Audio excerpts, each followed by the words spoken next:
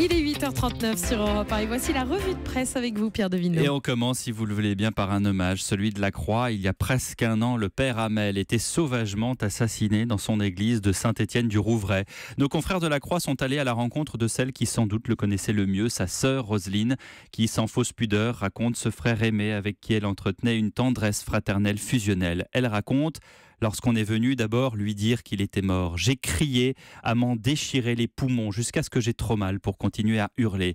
Puis, de se souvenir que la veille, à table, le père Hamel avait parlé de l'attentat de Nice et s'était demandé si ça allait s'arrêter un jour. Photo en noir et blanc, photo couleur Kodak années 80, des souvenirs d'un type, dit Roselyne, qui ne demandait rien à personne. Il se serait laissé mourir sans rien dire, tant il voulait ne pas déranger.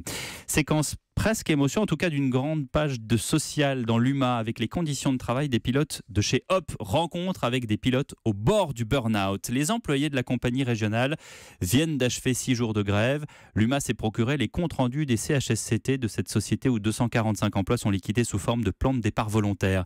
Le quotidien, c'est le manque de sommeil. Un pilote qui se pose à 22h peut être rappelé pour décoller le lendemain à 6h45. Les rotations, c'est 3 vols dans la même journée, une nuit courte, puis 3 vols la journée d'après. Il y a aussi la version avec 5 vols la première journée. Patrick, 45 ans, se souvient. On était en phase d'approche à Charles de Gaulle. J'ai eu un moment d'absence, je me suis endormi. Peut-être 30 secondes, grave, quand vous volez à 350 km/h avec un autre avion à quelques kilomètres devant vous. Un jour, Patrick, 10 000 heures de vol à son actif, a décidé de ne pas redécoller de Charles de Gaulle après une nouvelle fois un planning complètement fou. Et cette course à la rentabilité d'Iluma, elle s'est généralisée dans l'aérien avec des conséquences parfois inquiétantes. Allez, encore une bonne nouvelle puisque je vois que vous aimez ça. Dans les Échos, Gérald Darmanin a la lourde tâche de serrer la ceinture de l'État qui devra faire 10 milliards d'économies en 2018. Les collectivités feront d'ailleurs 20% de cet effort. Page 4, on en parle des collectivités au seuil de l'insoutenable. Interview d'André Léniel, président du comité des finances locales et vice-président de l'association des maires des France. Des sous encore avec le budget Schiappa dans le viseur des féministes. Page 12 de l'IB.